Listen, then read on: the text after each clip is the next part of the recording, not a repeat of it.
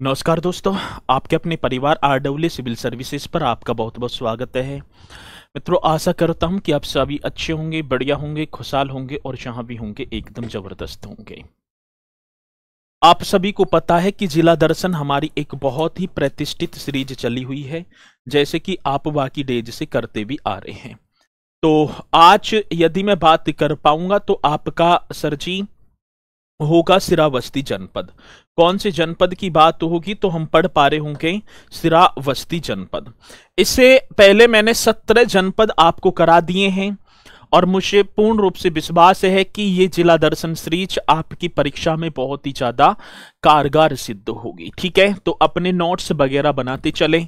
तो देवी पाटन मंडल का एक और जनपद होगा जिसका नाम होगा सर जी श्रावस्ती। श्रावस्ती के विषय में हम पढ़ पा रहे होंगे। ये श्रावस्ती आपका लिखा ही हुआ है। ये उत्तर प्रदेश का मानचित्र, और उत्तर प्रदेश के मानचित्र में मैं बात कर पा रहूंगा तो ये होगा आपका सर जी श्रावस्ती, जो नेपाल की सीमा को भी स्पर्श कर रहा है। किसकी? तो आप बता देंगे सर, नेपाल की सीमा से ये जनपद लगा हुआ है। ठीक है, चलो बात तो होगी उपनाम, तो इसे सहेत महेत नगर के नाम से जाना जाता है। पूछ लिया जाता है कि श्रावस्ती का प्राचीन नाम या उपनाम क्या है, तो सहेत महेत नगर हम बता पा रहे होंगे। जिला मुख्यालय हमसे पूछा गया तो भिनगा आप बता देना, यदि जिला मुख्यालय पूछा जाए तो भिनगा। तहसीलों की संख्या 3 होंगी, इसमें एक भिनगा, इकोना और जमुना। ठीक है, ये आपको दिखाई भी पड़ रही होगी सर जी, भिनगा श्रावस्ती में, इकोना और जी आपका जमुना। ठीक है ना, ये आपकी क्या होंगी सर जी, 3 तहसीलें होंगी। बात होगी एक जिला एक उत्पाद योजना, जो 24 जनवरी, कै जनवरी की बात होगी तो सर 24 जनवरी और वर्ष होगा 2018 को एक योजना स्टार्ट होती है जिसका नाम था ओडीओपी योजना, वन डिस्ट्रिक्ट वन प्रोडक्ट, जिसमें जनजातीय शिल्प के लिए इसे मान्यता प्रदान की गई। कौन से शिल्प की बात होगी तो सर आप बता पा रहे होंगे जनजातीय शिल्प। ठीक है, चलो स्थापना की बात आती है तो 22 मई 1997 को बहराइच जनपद से अलग करके। ठीक है ना, यदि मैं एस्टेब्लिशमेंट की यहां पर बात कर पा रहा हूंगा, किसकी बात होगी, एस्टेब्लिशमेंट, तो आप बताएंगे सर जी 22 मई 1997 को बहराइच जनपद से अलग करके। नेपाल की सीमा पर स्थित श्रावस्ती जनपद, जिसे सहेत महेत बोला गया है, कभी 6ठी शताब्दी ईसा पूर्व में कौशल महाजनपद की दक्षिणी राजधानी था। मैं बात करूं तो कौशल महाजनपद की दक्षिणतम राजधानी, तो आप बता पा रहे होंगे सर जी, वो होगी आपकी श्रावस्ती।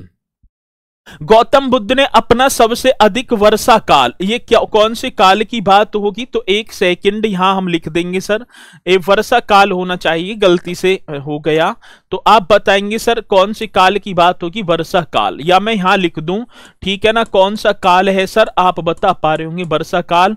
श्रावस्ती में व्यतीत किया था और सर्वाधिक उपदेश भी श्रावस्ती में दिए थे। अब क्वेश्चन कई बार पूछा गया कि गौतम बुद्ध ने अपने सर्वाधिक उपदेश किस जनपद में या कहां दिए, तो सहित महित नगर, जिसे आज श्रावस्ती के नाम से जाना जाता है। गौतम बुद्ध ने अपना सर्वाधिक समय भी श्रावस्ती में ही व्यतीत किया था।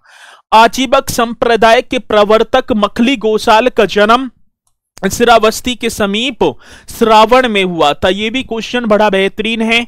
आजीवक संप्रदाय के संस्थापक में बात करूं, मखली गोसाल का जन्म उत्तर प्रदेश राज्य के किस जनपद में हुआ था, तो श्रावस्ती, और श्रावस्ती में भी श्रावण में हुआ था। चलो अगला क्वेश्चन, जैन धर्म के तीसरे तीर्थकर संभवनाथ का जन्म भी श्रावस्ती में हुआ माना जाता है, कि जैन धर्म के जो तीसरे तीर्थकर हैं जिनका नाम संभवनाथ होगा, उनका जन्म भी मेरे भैया श्रावस्ती में हुआ था। पर्यटन स्थल की बात होगी, कौन से स्थल की बात, पर्यटन स्थल। जैतवन विहार अवशेष हमें कहां से प्राप्त हुए, अब देखेंगे हम श्रावस्ती से।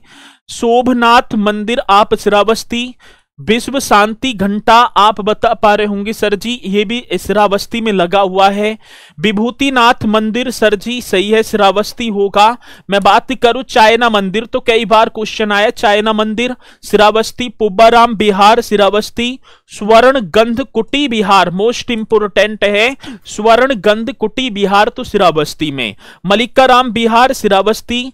विपसयाना ध्यान केंद्र भी श्रावस्ती। और सुहेल देव वन्य जीव अभ्यारण्य जो आपका गोंडा श्रावस्ती और बलरामपुर जनपद में है, तो आप बता देंगे सर सुहेल देव वन्य जीव अभ्यारण्य, ये भी आपका श्रावस्ती में होगा। चलो, श्रावस्ती में एक साहूकार थे जिनका नाम था अनाथ पिंडक ने जैतवन महाविहार बौद्धों को दान में दिया था। मैं बात करूं सर जी, श्रावस्ती में एक साहूकार थे जिनका नाम था अनाथ पिंडक ने एक जैतवन विहार था जो किसको, बौद्धों को दान में दे दिया। ठीक है।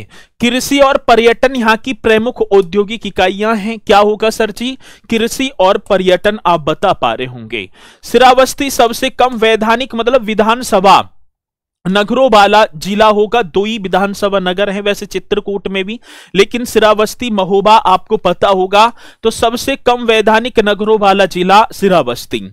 जनगणना 2011 के अनुसार उत्तर प्रदेश का न्यूनतम साक्षरता दर वाला, मतलब कि सबसे कम साक्षरता सबसे ज्यादा तो किसमें है, गौतम बुद्ध नगर में, और सबसे कम पूछा जाए तो आप बताएंगे श्रावस्ती में 46.7% होगी। ठीक है।